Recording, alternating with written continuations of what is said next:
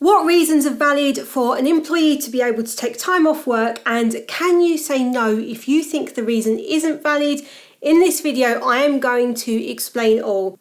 Hello, my name is Jenefer. I'm the founder of Silk Helix, and we help small employers with all things HR and employment law. So let's get started. And the first thing I want to really look at is, what do we mean by absence? What are we even talking about? And there's two key types of absence. There's planned absence and there's unplanned absence. So our planned absences are things like maternity, antenatal appointments, paternity, adoption and the appointments associated with that, shared parental leave, they are slightly different, jury service, public duties and some trade union activities. These are all things that are planned, and you should know in advance that somebody is going to be taking that time off. Some of them, like holidays, you'll have your own rules around how much notice people need to give, what the process is for applying for that. Others, like maternity, there are statutory requirements in terms of the notice need to be given for statutory maternity pay and, of course, maternity leave. I'm mentioning pay there's also different variations around pay. So when we're talking at the moment about time off, what I'm talking about is whether or not you're entitled to the time off, which is different to pay. So some of these planned time off will attract pay, some of them full pay, some of them no pay, and some of them at a statutory rate in between, so like statutory maternity pay. So they are your planned time offs, they're your statutory rights to planned time off. You may, as a company, allow time off for other things that have to be planned, but those things are the ones that there is a statutory right to. And of course, because they're planned, you can work around them. Unplanned time off tends to be the most disruptive because you can't plan around it, you don't know it's coming, and it just happens. And this falls into two categories, again, when we're talking about statutory rights and entitlements. So you've got sickness absence, and you've got time off for dependents. Sickness absence is when somebody is reporting that they are not fit for work. This could be because of a physical health condition or a mental health condition, but what they are saying is they are not fit for work. And this can either be because they have declared themselves not fit for work, which you can do for up to 7 days, or they have been advised by a doctor or another medical professional that they're not fit for work, and therefore they've got a statement of fitness for work which outlines they're either not fit for work or maybe they're fit for some work but not all work. So your sickness absence is, say, disruptive. It's the things you don't know about. Often you don't even know how long it's going to last. You don't know the recovery. It can be really challenging to work around that. Now, your other unplanned time off is time off for dependents. And this is to deal with unexpected incidents with a dependent. By a dependent, what do we mean? We mean spouse, civil partner, child, parent, or anybody who lives with the employee but is not an employee of theirs or a lodger. Or it could be anybody that reasonably relies upon the employee when their regular care has broken down.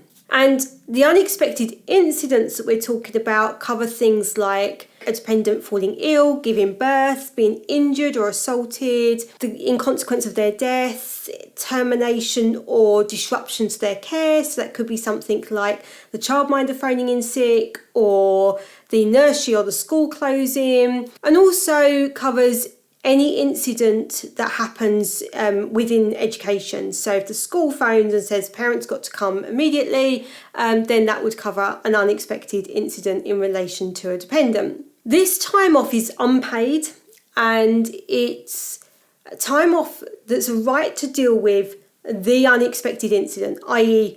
the immediate situation of child or parent falling ill or becoming injured.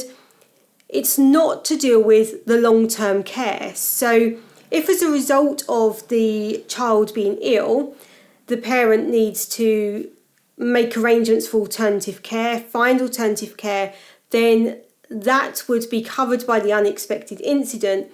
The long-term provision of care isn't covered by the unexpected incident and the right to time off for dependents. So yes, whilst sickness absence, not being fit for work, and an unexpected incident with a dependent are both valid reasons for time off, This doesn't mean that an employee can take unlimited amounts of this, be disruptive to your business, and have no consequence to that.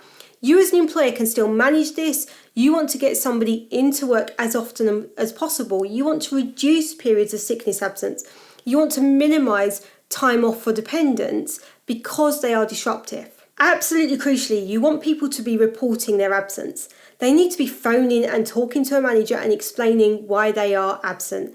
Is it sickness? Is it time off for a dependent? Or is it something else that they actually don't have a statutory right to that time off for? And in which case, do you as a company allow that right to time off? They should be explaining themselves. They should be telling you how long they think that they'll be off for, when they expect to return, and what they're doing about it, particularly if it's time off for dependents. What are they doing to try and minimise the situation? At this point, you don't have to authorise the leave. So let's say somebody phones up and says, my dishwasher's broken down, it's leaked all over the kitchen floor, I've got to sort this and then I'll come into work. There's no statutory right to time off for that. So you could say, well, there's no right to that time off.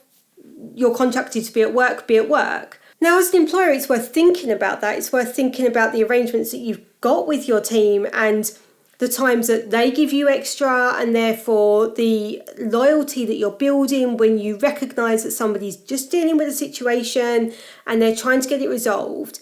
But that is up to you entirely as an employer, how you want to deal with that. But you do need to think about that at the point at which somebody calls in, or prior to that really. What are you going to accept as a valid reason? What's your response going to be? And if you're not sure when they phone in, so let's say they phone in and you're thinking, well, this could be time off for dependents, but I'm not entirely sure, then just say to them, okay, we will talk about this on your return. Make sure that in your response to them, you're not authorising the leave at the point at which they call in. You're just accepting the message, but saying that you'll talk about it on their return. When it comes to unplanned time off, I strongly recommend that you always have that conversation on return, that you make sure that you've got accurate records of how long they were off for, why they were off, whether that is sickness, time off for dependents or something else. Make sure you've got that recorded accurately, and make sure that you've asked questions around what they're doing to try and minimise this happening again. Is there anything the company can support them with? Because those are the things that you can use to try and reduce absence, because that's your key, is to reduce this. You'll never get rid of it completely. We're all human, we're not robots. But you do want to try and reduce it. You also want to be able to manage it in future. And this means that you need to have accurate records, because if you're coming a few months down the line and you're looking at something and saying, oh, wait a minute, you've been off a few times in the last few months, you need to have accurate records of that. If you're contacting somebody like myself for support with it and you're saying, actually, I've got to the point now, I want to dismiss this person really is causing a problem within my business, the first thing we're going to ask you for is your accurate records of the reasons for the absence and when they were absent. And breaking up, whether it's sickness for themselves or time off for a dependent, is really important, because those two things are separate and need to be dealt with separately. If somebody has taken time off for a reason that you don't authorise, then you can record that as absence without authorisation. You may even follow your disciplinary process for absence without authorisation, if that's appropriate. And again, I would look at and decide what you want to do as an employer around what you will deem to be valid and not valid, and how you're going to respond to that. Because if you are going to go down the disciplinary route, you need to make sure that you're being consistent with everybody, that you're not disciplining one person because their washing machine's broken down, the next person calls in with their washing machine broken down and you don't do anything about it. That's going to cause you problems. You need to make sure you've got consistency in how you deal with things. And that's where having policies and procedures around absence and around what you will accept and won't accept is really useful, to make sure that you are following those things consistently. So there you have it. They're your key things to be aware of when it comes to absence. Know what statutory rights people have to time off.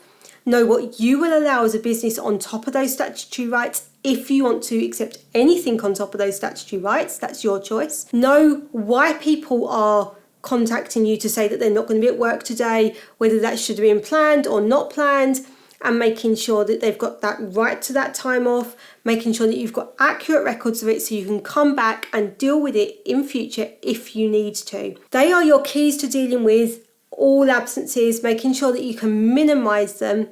I've got other videos going into more detail in some of these other areas, things like maternity and parental leave. I will put links to those in the descriptions below.